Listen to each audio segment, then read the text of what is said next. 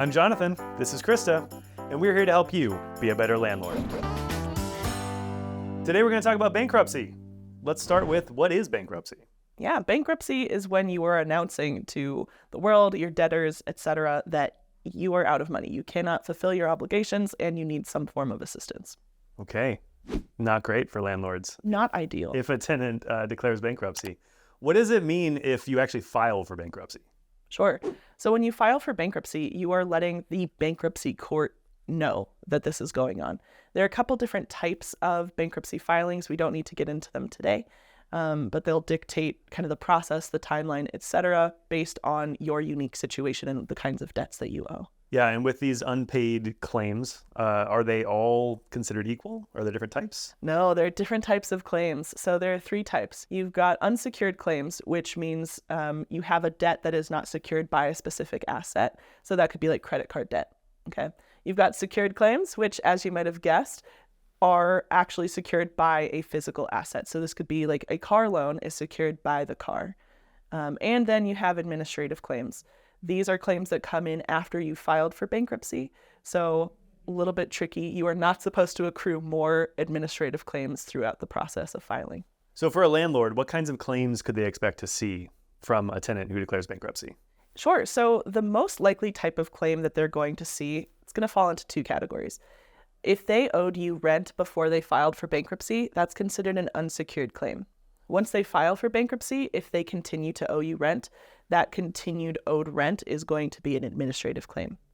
When the bankruptcy courts are looking through these cases, most often administrative claims get paid first along with secured claims because there's some kind of physical asset to take back, whereas unsecured claims, or in this case, rent that is owed to you from before they filed, are going to be paid very last.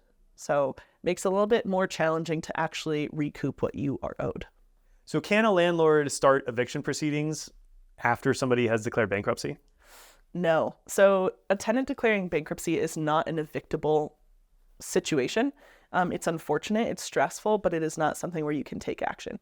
In fact, usually the bankruptcy courts issue a stay, which means that no one can take action against the tenant or the person who's filing for bankruptcy out of all of their debtors. They need to go through the actual court proceedings with the bankruptcy court to assess who needs to be paid what first and when. So that means you cannot take action against them legally. Wow. And how long can bankruptcy proceedings take? Yeah, it really ranges depending on what type of bankruptcy you're filing. But Chapter 7, which is one of the more popular types that we see with non-corporations, that usually takes 4 to 6 months. So that's on average. It can take shorter, but it can certainly take longer, which means it pays to know the proceedings, have your documentation in order, and just be realistic about what you can expect to get back and give an appropriate amount of effort accordingly. So what if eviction proceedings are already happening when the tenant declares bankruptcy? Ooh, that is such a sticky situation. So normally I would tell you to go find a real estate attorney and talk to them. In this case, you need to find a creditor's attorney, right? So find a creditor or debtor attorney who can really assess your case and see if you have ground to stand on to try and recoup as much money as possible, what that would look like, the associated cost, because unfortunately it is a very expensive proceeding similar to the eviction process itself. You're just adding additional costs on top. They'll have some kind of solutions for you, but it's possible that it won't be something that you love. So all this sounds super messy. Yeah. What can a landlord do to make sure this doesn't happen at all? You know, not to get tenants who are going to declare bankruptcy, but just to avoid any of this headache.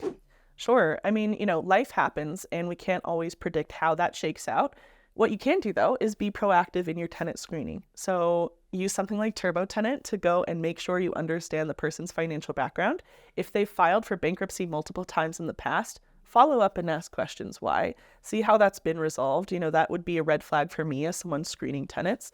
And really stick to your tenant screening criteria at the end of the day. That's the best you can do because, again, you don't know what tomorrow is going to bring, but you can be prepared and try and do your due diligence ahead of time so you avoid this whole mess and expense. That makes sense. All right. Well, thanks for talking bankruptcies. If you out there have any more questions about bankruptcy or what to do if your tenants declare bankruptcy, leave them in the comments below. Don't forget to subscribe.